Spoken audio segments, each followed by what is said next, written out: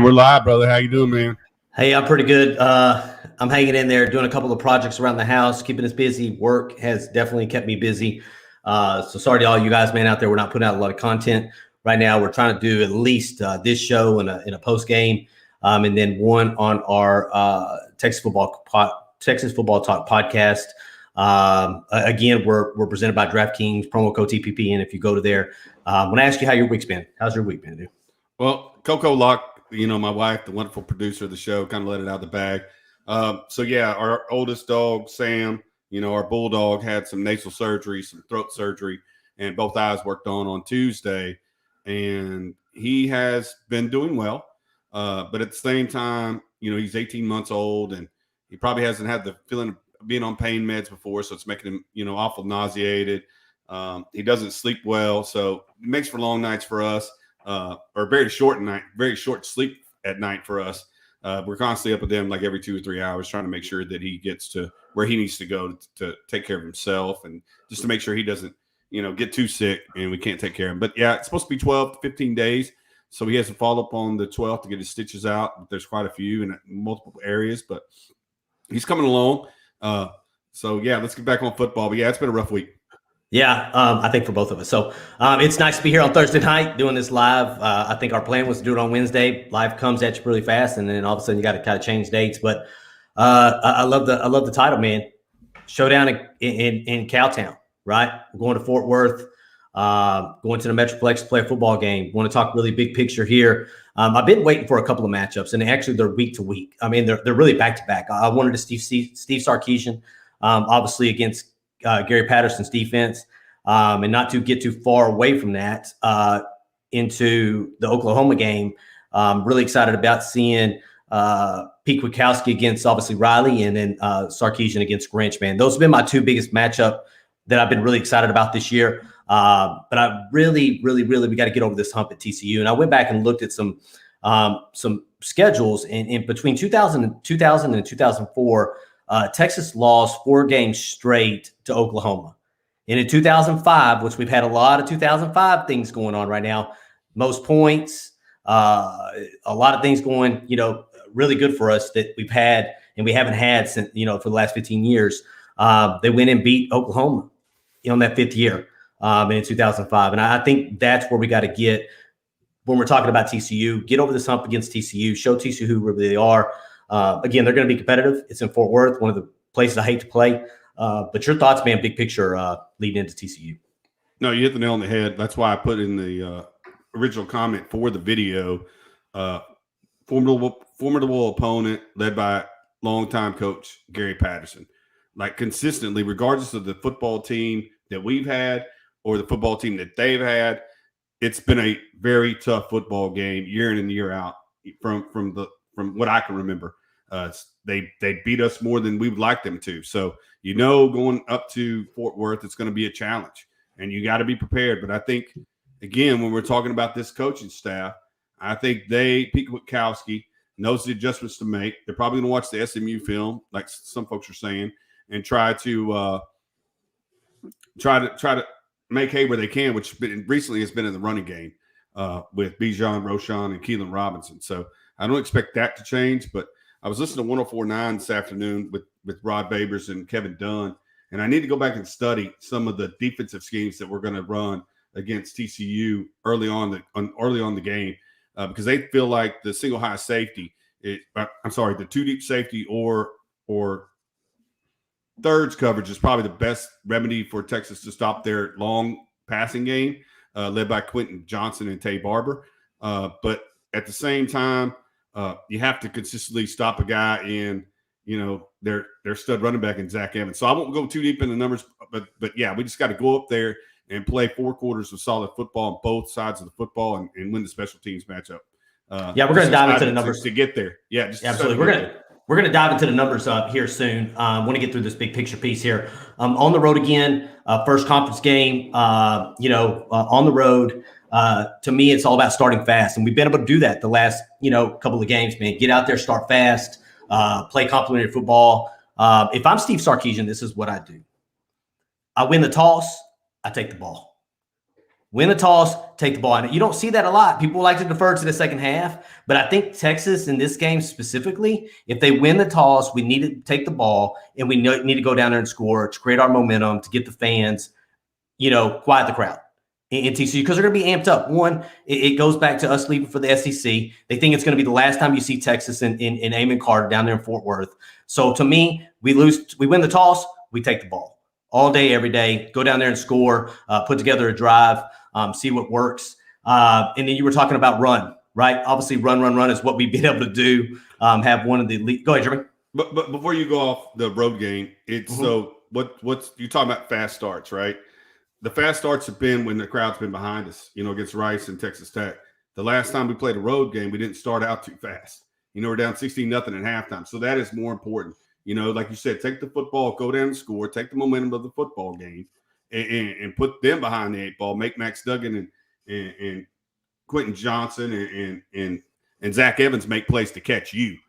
Put them behind the chain. So, yeah, I'm with you. And that's, like you said, that's very rare that you take the football in the opening kick. But if you're putting up the kind of numbers that Texas has, especially with Casey Thompson as the quarterback and his touchdown percentage per drive, then, yeah, why wouldn't you take the football, at least if he's showing a propensity to get in the end zone, but he's probably going to get you a field goal to start the game. But we'll see.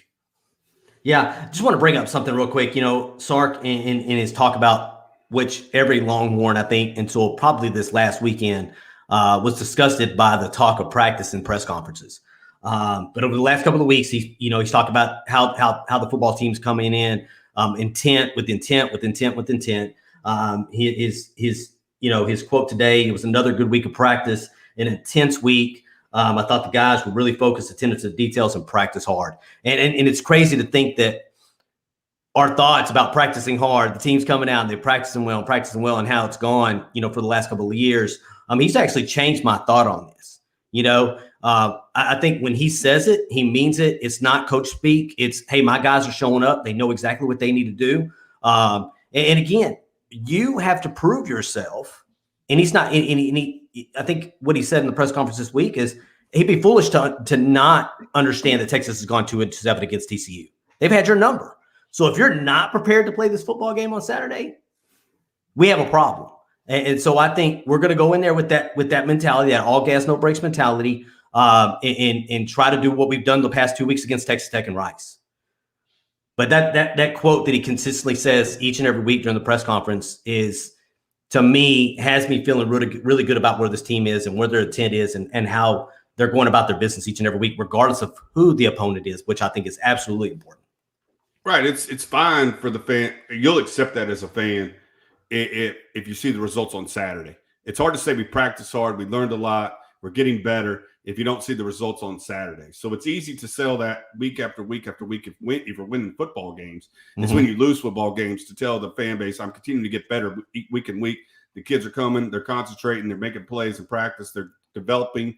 But what I think is more important is the ownership of the football team and taking, whereas originally, well, I won't say originally, but the last administration, it was hard for us to stomach that on Mondays because there was never personal accountability of the coaching staff or the head coach.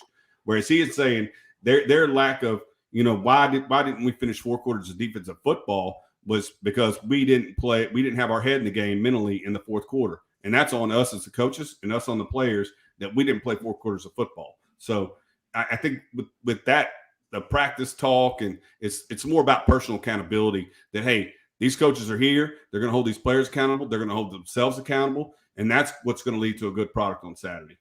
Yeah. So let's get into that good product. Let's talk about run. That's what I have up here. And I said run because you got Bijan, Roschon, and Keelan. And if it plays out, go ahead and get number 24 into the game. Let him get some carries like he's been doing in Jonathan Brooks. SMU ran for 350 yards on 52 carries at 6.7 yards per rush. I know they had some guys out. TCU had some key guys out on defense. But anytime somebody goes into your house and runs for 352 yards, you can bring a whole bunch of guys back, but it still doesn't fix your problem on defense.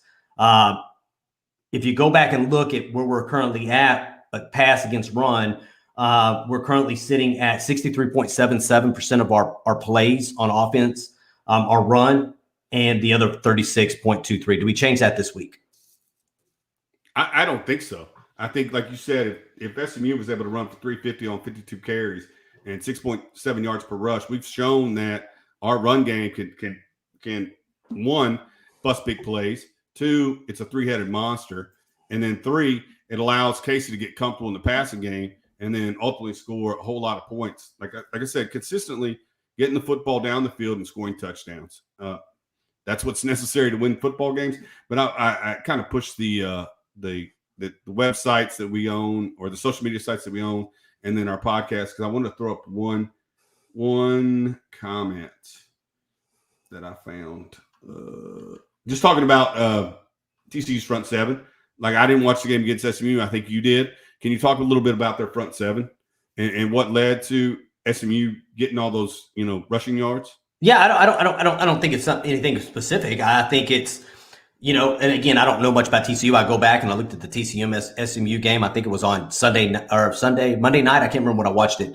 But it looked easy. It looked like easy yards between, obviously, guard and tackle where we've been running it. And I think that's what's important is I don't think you change a scheme that's been working for you until it doesn't work anymore, especially if it worked on the team that they played previously, previous week. That was just a question when you're talking about pass game versus run game. But yeah, they made it look easy. SMU made it look very, very easy, and they turned the ball over 3 times and still won the football game.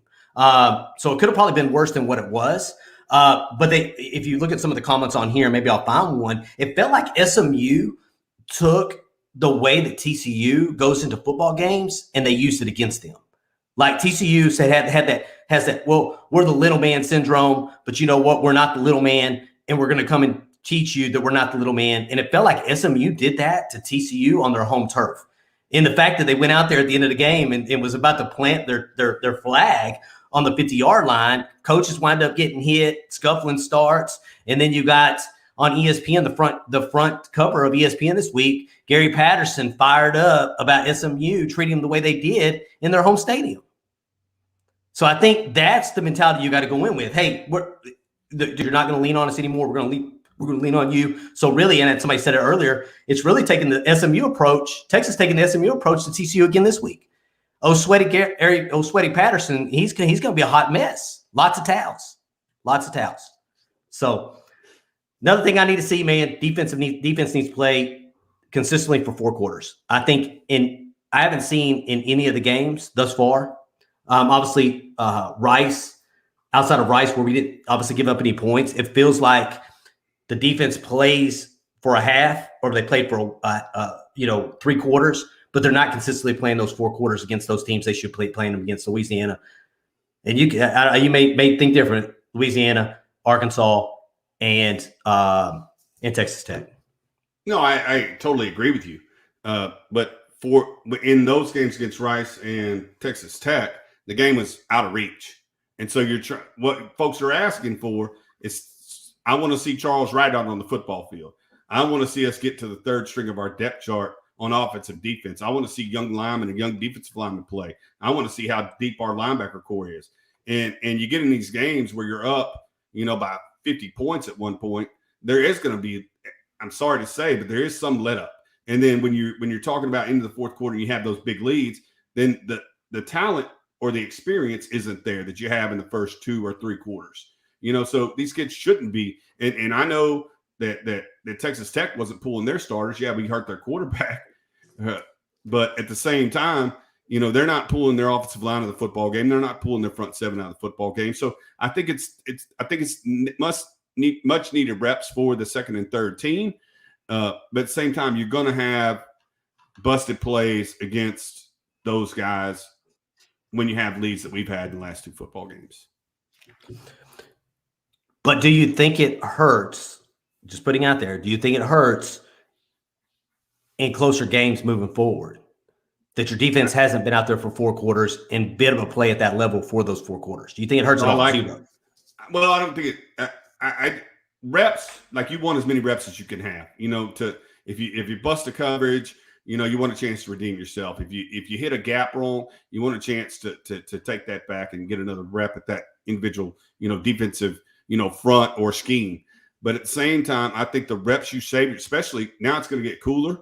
But in those first 3 or 4 games, when I could get guys off their feet when it's 95 degrees, 100 degrees, and sunny, I'll save their bodies for, the back half of the schedule when you're playing the likes of, let's see, Kansas State, West Virginia, and Kansas. Well, Kansas, no. But Iowa State, Baylor's playing pretty good. Like, you got TCU, Oklahoma State is your next 3, followed by Iowa State. So I want my guys to be fresh for these set of 4 games, because I think they're the most important. When you talk about TCU, Oklahoma State, Oklahoma, and Baylor. Currently got 63 people. Got 63 people in here currently watching. Please hit that like button if you're new to the channel. Welcome to Texas Football Talk. Grab you a beer, get around the cooler, and enjoy some good football talk here. And hit that subscribe button if you wouldn't mind. If you are subscribed, make sure you hit that notification bell so you know when me and Jeremy are coming on. Sometimes it's kind of a little last minute. I try to put something out on Twitter tonight to let you know we were coming. I appreciate everyone that retweeted it so far and liked that. I really, really do appreciate it. Thank you so much. Let's get into some numbers. You want to get into some numbers? I know you were talking numbers a while ago. Let's get into some numbers here with the matchup. So, believe it or not, TCU is 100% in the red zone scoring. Red zone scoring for their offense, 100%. I didn't break it down if it's touchdowns or field goals, but I think they've only had 13 opportunities, if I'm not mistaken. I did look at that number. I think 13. They're 13 of 13 in the red zone. I think which plays to an advantage for us, because if you go look in our red zone defense, which has played really, really well over the last 4 games, we're currently only allowing the opponent to score 64 times, do window break defense, and then once you get down to the red zone within that 20, making guys kick field goals versus touchdowns, which gives you a 4-point advantage if you go down there and score those points. Any numbers that stick out to you here? Yeah, just they can't be 100% this week. Like first thing, I don't want them in the red zone, number one, because we haven't really truly been beat in the red zone. We've been beat over the top, on occasion. Like they were talking today on 104.9. I'll give, Kevin Dunn and Rob Babers credit. It's 5 out of 6 completions of over 20 yards with a 43 yard per gain average. We saw that against Arkansas. Arkansas ground us out for a while, but then they hit us over the top. What we got to do is not get beat by the big play, number one, and like you said, keep that 65% red zone not scoring for the opponent that we currently have. So if they get inside the red zone, make them kick field goals, because I feel like Casey is going to then run the offense down the field and score touchdowns, especially against what we saw. If it's the same TCU defense that we saw against SMU. So let's talk a little bit about Casey Thompson here, because that's my next number I'm going to look at. On the TCU side, currently, according to ESPN, highest rated quarterback in college football, has the highest QBR, 95.1. I think completed almost 70% of his passes over the last 4 games. TCU's only given up 60% completion rate to the folks they played in the last 4 games. Do you think that's an issue with the rain this weekend? If it's raining this weekend, you handing the ball off, obviously a lot more than what you're going to pass it. And I lost my train of thought, which happens sometimes. It's definitely going to pass or run more this weekend. No, it's going to be a trenches game. If the guys are talking about the weather up here, can Casey throw a wet ball? It's going to, watch the weather. Let me take this down. Watch the weather and ball security. It's consistently on everybody's mind that the weather forecast for this Saturday has been different than every other weather forecast we've played the last 4 weeks. So. Yeah, I think it's gonna be a game in the trenches. It's gonna be sloppy. It's gonna be nasty. It's probably gonna be 3 or 4 yards in a cloud of dust at times. But I think that's where we excel in our offensive package, is getting the ball to Bijan, like you said, outside zone between the guard and tackle, or tackle and the tight end, and let him get outside, bust big plays, stiff arm guys and get outside and score touchdowns. Same thing with Bijan or Roschon when he gets in the game. It's full head of steam, busting through the hole, get as much as I freaking can, putting the hurt on the defense, and then Keelan's just a freaking jet, get him the ball in space and let him beat people. But yeah, I would like for it to be a sloppy game. I think more than an air raid, but at the same time, I think I'm not putting anything past Casey at this point. Like, he's proven to me that every time he comes to the football game, starter or relief, he's going to put the team in the end zone. All right, let's talk a little bit about TCU offense here. Obviously, Max Duggan skilled us before. I think the biggest thing is probably contain Max Duggan. Obviously, he's probably going to try to escape the pocket. I think the biggest thing with us is have a spy on him. Don't let us beat us with the legs. Have him, make him force the throw. But I think the biggest thing is make him go through his progressions. So you were talking about defense a while ago. What kind of defense we should run against them? Is that what you were talking about? And you said, what is it? Drop 8 almost? Is that what you're saying? No. I'm not saying clog and cover. What I'm saying is you're probably not going to see 4 down linemen this game. You're going to see probably a 3-3-5. 3 down linemen, 3 linebackers, one of those being a spy, and probably 5 defensive backs playing a little bit of umbrella coverage, unless it's that nasty game you're talking about. And then you're probably going to see 2 safeties. You're going to have a single high safety, probably 2 safeties in the box, and then your outside corners, depending on the lineman. And then 3 down linemen, 3 linebackers, one of those being a spy. But I think it's one of those games where you got to figure out very early what they're trying to do and make adjustments off of it. But my base defense going into TCU would be a 3-3-5. So 𝗟𝗞𝗘 playing that 3rd linebacker and Anthony Cook playing that nickel back is what you're talking about. Probably, yes. Yep. In that 3-3-5. With a 3 down lineman. With 3 down linemen, probably 𝗟𝗓𝗏 Coburn to start. Probably Collins at one end, and probably Jacoby Jones at the other end, and then see where that takes me. See what that that skill set. 'Cause I may want to put 3 big guys on the front, and then 3 linebackers across the back. It may turn into an Alfred Collins. Let me look at my depth chart real quick. An Alfred Collins, Moro Ojomo, and Coburn in the middle with those 2 outside, because Ojomo's played outside before. And Collins is currently playing outside. So 3 big guys to clog the middle, two guys looking at the run, 1 looking at the quarterback, and then play action, they drop back and they do their thing. Yeah. In this ranking matchup, you ready for this? Running backs. Zach Evans, after watching that TCU game, is the real deal. The real deal. There's a reason that 𝗣𝗢𝗗𝗓 was number 1 and Zach Evans was number 2, I believe, in that composite 247 2020. I believe 2020, go back to 2020. Yeah, that would have been their first redshirt freshman year. And then 21 would be their sophomore year. He is the real deal. That dude is a scat back, man. Let that dude get in. We got to keep people behind, man. We got to tackle well, because you get that guys. If you give Zach Evans an opportunity to catch a ball in space this weekend, he is I would say, equivalent to Bijan Robinson on making guys miss, but probably has more top end speed than Bijan Robinson. These guys came out number 1 and 2 in the country. I've watched him. He's currently doing his thing at TCU. I know he had some recruiting issues. I know he had committed or not committed and had some school related issues and finally wound up at TCU. Definitely excited to see him, man, against our defense this week. Hope he doesn't do big things, but definitely excited to see Zach Evans and a Bijan Robinson matchup 1 and 2 this weekend. Yeah, I definitely agree with our assessment of Zach Evans coming in high school. It was never a talk about talent. You could definitely see he was a talented running back coming out of Galena Park, North Shore.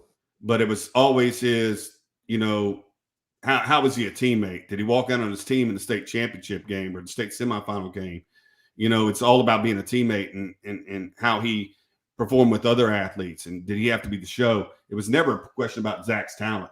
And yeah, his top end speed is unbelievable. His ability to break tackles is unbelievable. It's like you said, it almost has to be, and guys are talking about it now, you can blitz better out of the 3-3-5. You could disguise better out of a 3-3-5. And like I said, I think I want it to be an old school Washington 3-3-5 where you got big guys. Like you got Shelton and Qualls on the same defensive line, pushing guys back and making them double team you. And that may give you the opportunity to put those 2 safeties, a little bit lower in the box, but still have the ability to protect over the top of Jamison and Thompson. Now, I'm really excited to watch this game plan because Gary Patterson is an outstanding football coach, with his defense. And Steve Sarkisian is one of the best play callers in college football.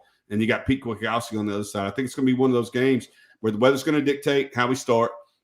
And then you got to be able to adjust quick to what the opponent's trying to do to you. Yeah. Okay, Warrior, bringing up a good point. If I remember correctly, Zach Evans was the number 1 running back ahead of Bijan. At first, he was through a long part of that process, probably through, I want to say probably the year before that, Zach Evans was always a big name there at North Shore.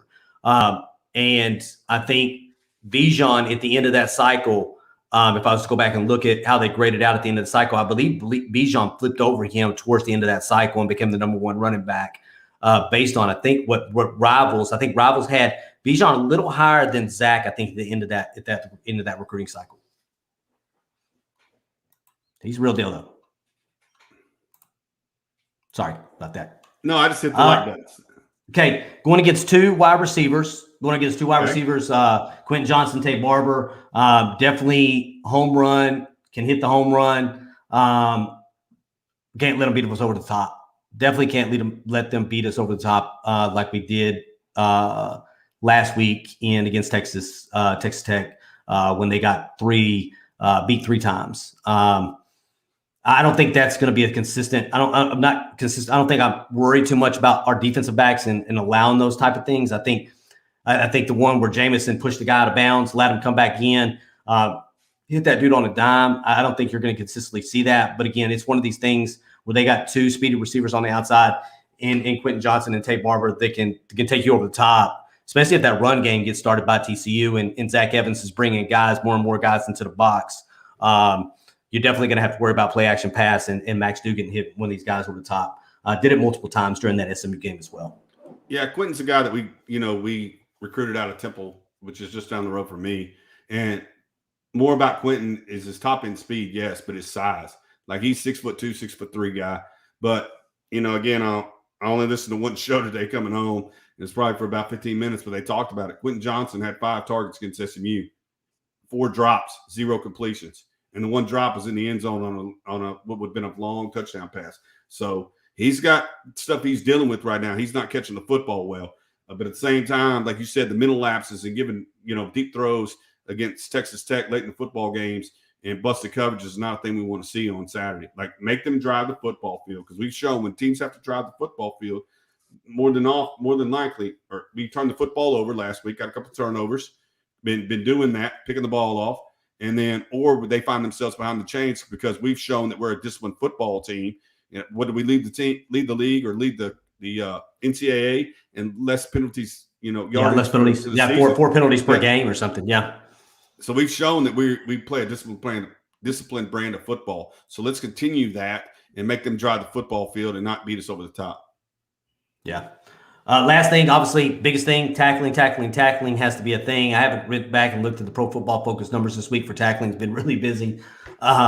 Texas defensive backs tackling against TCU's athletes in space. That's to include their wide receiver and Zach Evans. Need to keep them in front of them. Do not let up don't let them get over the top of you, but when it's time to bring them to the ground, we definitely need to bring them to the ground. There's only a few guys in that defensive backfield that I'm concerned about tackling at this point. BJ Foster's had some pretty all-read looking, missed tackles. But other than that, Darian Dunn, Thompson's probably playing better than I would say. I'd have to go back and look at it. He might be playing probably about as good as any other cornerback in the nation at this particular point. Josh Thompson, the way he's played. And Deshaun Jamison's definitely showed up and tackled as well. So not as big of a worry as it was, but definitely got to keep these guys in front of you. Like you said, we want to make these guys drive the field, make them make a mistake, fumble the ball, turn it over, whatever the case may be on Saturday. But tackling is definitely a thing. Yeah, I agree with your assessment about tackling. I think the front 7 are tackling very, very well. DeMarvin Overshown has times where he misses tackles, but he's in that spot more than anybody else. So those things stand out. Like you said, the safety position. Folks were asking this week why Darian Dunn doesn't play well or play more, because when he comes in there, he delivers blows and it's really good in the run game. And again, Rod Babers was talking this afternoon that we're not at practice, but he must be getting beat over the top some, or getting beat in his one-on-ones in practice. It's not leading him to, that start on Saturday, because when he comes in the football game and the ball gets thrown in front of him, he definitely comes up and lays a lick on whoever caught it, ball carrier or receiver. But yeah, I definitely agree with your assessment on tackling. Got to be sure tacklers. Got to continue to do, and I think we've been better at tackling over the season, I think we have times during football games, especially against Arkansas, where we missed a lot of tackles. But I think we got to consistently get better. I think we're teaching a better technique. Guys are more willing to stick their head in there. We just got to continue to get better at that. Yeah. All right, let's move on to TCU's defense, man. TCU's run defense versus Texas run game is obviously going to big one. Yeah. 247 just reported Texas. Josh Thompson is out for TCU, and you're more than likely probably going to see Darian Dunn replace him. So there's your opportunity to see Darian Dunn. There's a reason you brought him in as a transfer. He showed up in games multiple times this year. So there it is. Josh Thompson, according to 247, Josh Thompson is out this weekend. If I was to put money on it right now, I'd probably see that Darian Dunn probably replaces him, because I think Darian Dunn's a backup to Jamison. Who's the backup on the? No, you're right. No, you're correct. Okay. Josh Thompson's backup is Darian Dunn or Keaton Crawford. Yeah. So I would think they would go with Dunn first, but Keaton Crawford's, and J.D. Barron, those sophomores have played pretty well when they've got an opportunity to play as well. So we'll see. Yeah, I think the biggest thing is that in previous years, you would almost be concerned if one of your cornerbacks went out because of lack of depth. And I think going back to multiple games, going back to these games, they've even seen Keaton Crawford play really well. J.D. Barron had an opportunity to come in multiple games and played really well. He played a lot of snaps before he got injured. But I think you have an opportunity for guys next man up, something we haven't had in a long time. And I think we'll be okay. Yeah, you don't want to lose Josh Thompson. I think, like I said, I think he's probably playing the best out of all those, outside of probably Anthony Cook, probably playing the best out of all those, obviously, cornerbacks that we currently do have. But yeah, it looks like he's out for concussion. Yeah, concussion protocol. So Anthony Cook, move over, put somebody else at that nickel back. No, I think you stay. I think you keep him inside at nickel. He's doing a hell of a job there. I think you go with the next man up. It's either Darian Dunn or Keaton Crawford. I think they're the guys that are lined up behind him.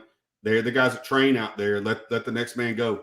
Now, if you see problems with it, which I don't anticipate, again, it's going to depend on the football game, because if it's as nasty as we think it's going to be, there's probably not going to be a whole lot of downfield passing.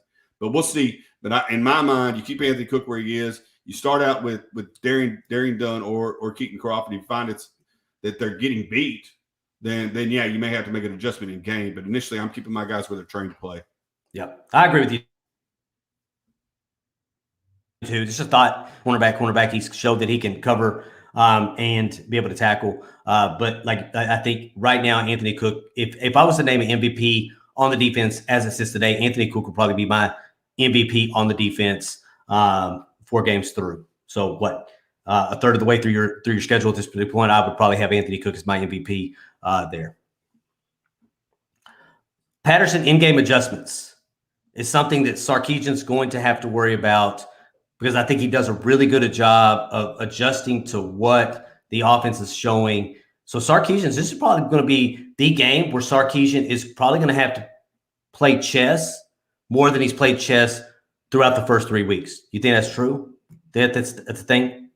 I think it needs the offense is called multiple, right? So they have different ways to beat you. I think he needs to come out his 15-play script, which we know he has.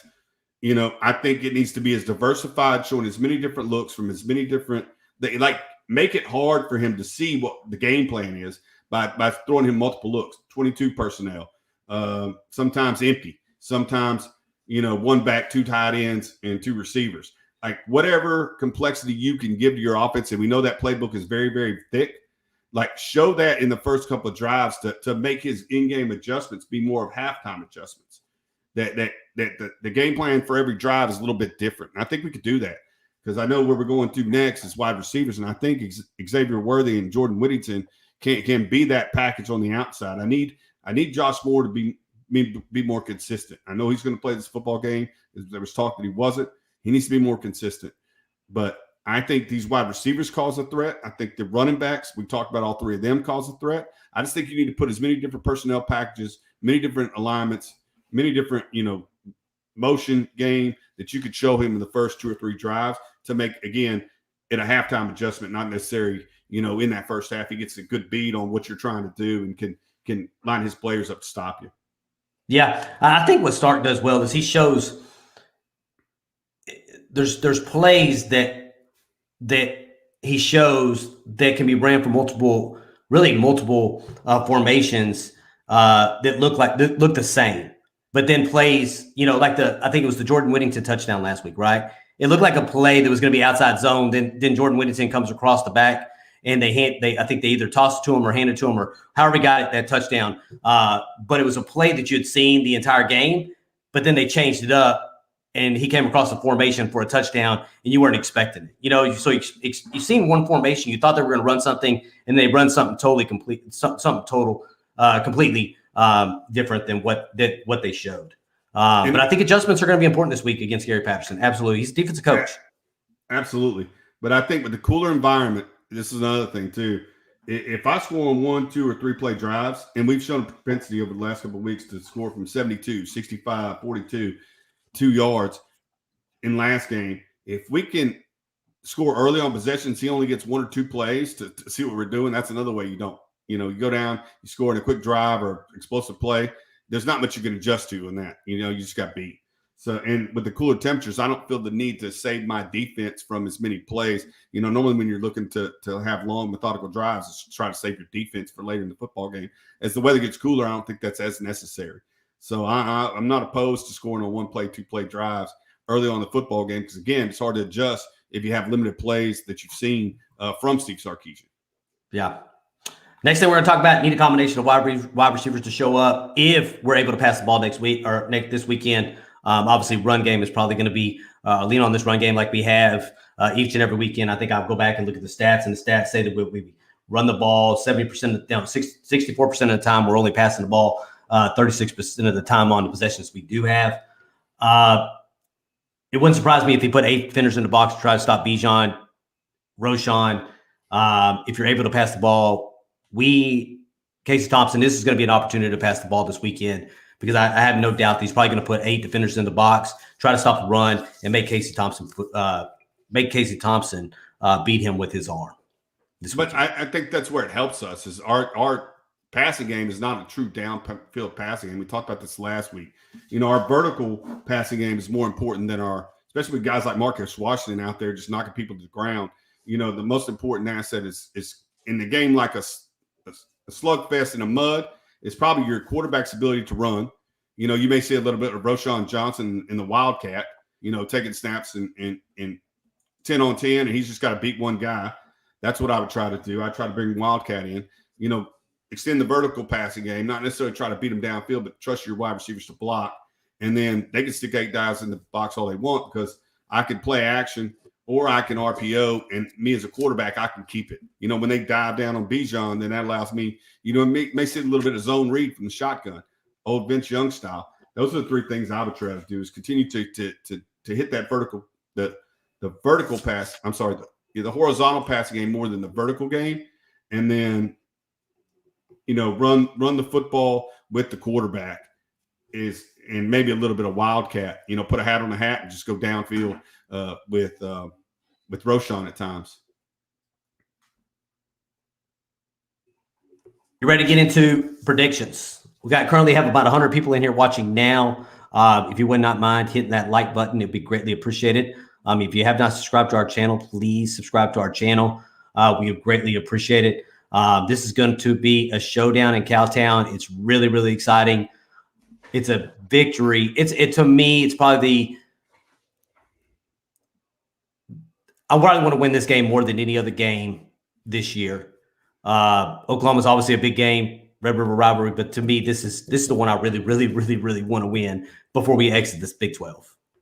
And I think you never overlook an opponent, like Steve Sarkisian said. We got to earn people's respect. So you can't be looking past TCU and on to Oklahoma. If you do, you're making a bad mistake. And so, like you said, you got to play 60 minutes of good football on all 3 facets of the game. And put your best foot forward. And I think this coaching staff is not selling us, glass of mirrors. I think they truly believe that these guys are working really hard. They're getting better each and every week, and the results continue to show it. Other than that one blip against Arkansas. So let's pick it up. Let's go to Fort Worth and win this football game. So we're going to use this as a question this week on predictions. Waiting for Roschon to throw it from the Wildcat. Does Roschon throw a touchdown this week from the Wildcat? No. You don't see him throwing. You don't see him throwing from the Wildcat. Nope. All right. I think they're grinding him, dude. I think Roschon is going to throw a jump pass to one of our tight ends for a touchdown this weekend. I'm going to go Roschon touchdown. Passing touchdown.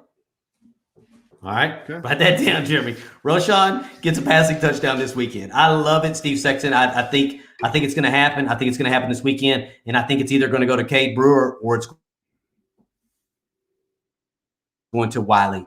All right. Y'all get prepared because I need y'all to get your fingers ready because it's prediction time. Okay. All right. Jeremy, I need you to come up with a couple of predictions or a couple of questions tonight too. Okay. All right. On your side. I'll ask the first one. It's another Roschon question. Because we always ask how many yards does Bijan get a game? I'm going to go Roschon this weekend. How many yards does Roschon get? I'm going to go total yards, receiving and running. Total yards for Roschon this weekend. 75. I'm going to say that Roschon has over 100 yards, total yards this week, receiving and running. I'm going to say 105 yards. You said 75. I'm going 35 over the top of you. I'm going to say 105. Okay. How many total yards does Roschon get this week? Leading receiver. Whittington.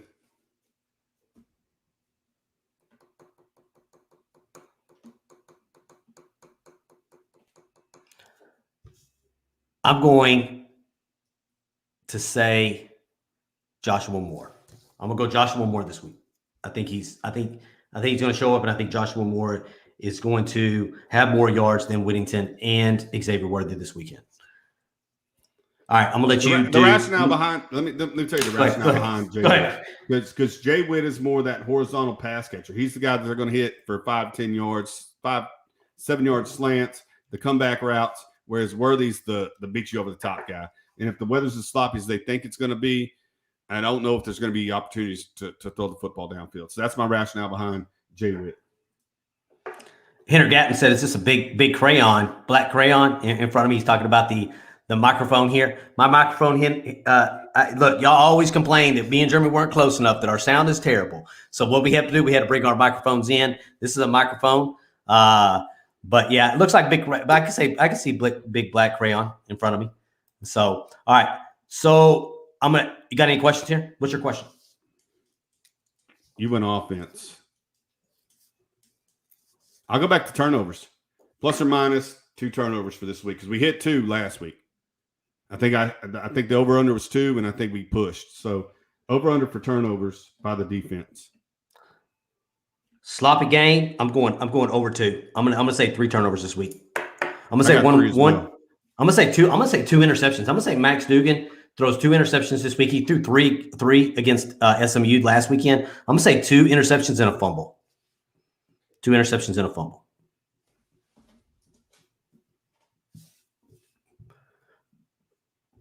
I'm going to ask a defense question. Does Texas hold TCU under 150 rushing yards this weekend? Again, if it's sloppy, I think they're going to have to run the football. So I think over 150 for TCU in the running game. Over 150? Yep. I'm going under 150 this week. I think it's going to be hard to run against our defense. He's good. He's really good. Zach Evans is really good. I know it's going to be sloppy. They're probably going to try to hand the ball off a lot. I think our defense shows up, limits them to somewhere between 2 to 3 yards per carry. So even if you had 50 carries, that's not going to equal 150 yards. I say we go under 150 yards rushing this weekend. All right. We're at the 45-minute mark. That's about the time we do our score prediction. Mine is very simple. I keep it very simple from this particular point. I keep the same score that I have for every other game, minus I don't think we picked the Rice game after Arkansas, right? Nope. We got a prediction business. We got upset. We got upset. We weren't doing any predictions. All right, I'll let you go first. Scores this weekend. Texas 35. TCU 21. I'm going with the same score I've gone. It's been working. It's not the score we get, obviously. I'm going to go 31-17, Texas. Defense shows up. It's going to be sloppy. I think Texas can score 30 points on any team at this particular one, the way that the offense has been rolling. I don't think that's a problem. Getting over 30 points is a problem. I think limiting them under the 20 points is where Pete Kwiatkowski wants to be each and every weekend. I'm going to go with that 17 number. I'm going 31-17, and hopefully it's a lot worse there in Fort Worth this weekend. I would love to score about 117 points on them. I don't know what's going to happen, but I would love to. They're a hard team, man, and I'm going to give them props, man. They have handed it to Texas's ass over the last 9 years. We're 2-7 against the Horned Frogs from TCU.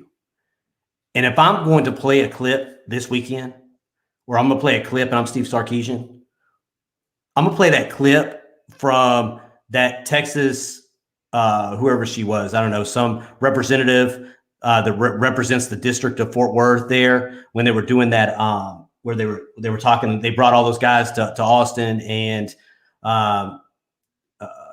the president, University of Texas president's up there, President Hartzell's up there, and she looks at him and she said something about, why would you want to go to the SEC, or do you think it's smart to go to the SEC when a team from Fort Worth has beat you, 7 times in the conference you're in? It was nasty. I would show that clip over and over this weekend, just to put fuel to the fire, to let these folks know that we're not coming down there to mess around. We're going to come down there and try to score at least 77 points on you, just like we did Texas Tech. So looking for a Texas win, man. I think it's a big one. I think this is a big one. I think this is what gets the ball rolling. This one has to be the one. This has to be the one. So any final thoughts? Up, dude. Yeah, I'm fired up, dude. You can't go fast enough. I didn't realize that quote had been given. Like, I know I couldn't listen to that 8 hours of congressional testimony when we decided to go to the Big 12 or the SEC. I listened to it for an hour or so, and I had enough. But at the same time, I would use all those clips that all those folks from Baylor, TCU, Texas Tech, and anybody else who came down to Congressional Boulevard or whatever it is down at UT at the state capitol to waste their time in disparaging us and Oklahoma from joining another conference that's probably the best conference of college football. So, yeah, I'd use all that ammo because they're going to use all that ammo against you. She says, so you'd rather lose to Bama than to TCU. That's the quote that she told President Hartzell right there in Austin. I would put that, I'm telling you. And Ksell Conte is going back to Fort Worth. I'm telling you, that's one I would have up there, man. Thanks for putting that up there, Glenn Keller. I know I listened to it. I was actually on a beach in Mexico drinking on I don't know, I was having a drink, and I was like, you know what? They're doing this. Let me listen to it. I was listening to the beach, having me a drink, and listening to like 5 hours of these clowns getting up there talking about why Texas shouldn't leave the Big 12 because, you can't help us build our arena at Baylor. Texas Tech can't fill their stadium if Texas doesn't stick around. And then this lady gets up there and said, so you'd rather be beat by Alabama than TCU. So we'll leave it at that. We'll see Saturday. We'll see you on Saturday. Let me put our information back up here. You can find us on Facebook at Texas Football Talk. You can find us on Instagram at Texas Football Talk. You can find us on Twitter at TX Football Talk. Remember, hey, we are presented by DraftKings. If you go type in promo code TPPN, there is a promotion there. A new sign in or new. I guess if you're new to the DraftKings piece, there's some kind of special promotion there. You can find us on our podcast at Texas Football Talk. On the Pregame Podcast Network. You can find us on Spotify, Apple, or Stitcher, or any other podcast app that you use. If you can't find us on there, please let us know. We'll let our folks know, and we'll get it pushed, our content pushed to that app as well. So, all right, it's exciting. We will put the pregame up at about 10 o'clock. I think is when it went up last Saturday. Put the pregame show up at about 10 o'clock. In-game chat, so y'all can talk in game at about 10 o'clock, and then usually about 15, 20, 30 minutes real soon. After that, we'll get on here and we'll do our post-game show. It's my wife's birthday on Saturday. So Texas is going to go get a win for her, and then I got to take her on a date on Saturday. So my after that, really not a lot of college football for me. So y'all have a wonderful rest of your weekend. We'll see you on Saturday, and hook 'em. Hook 'em.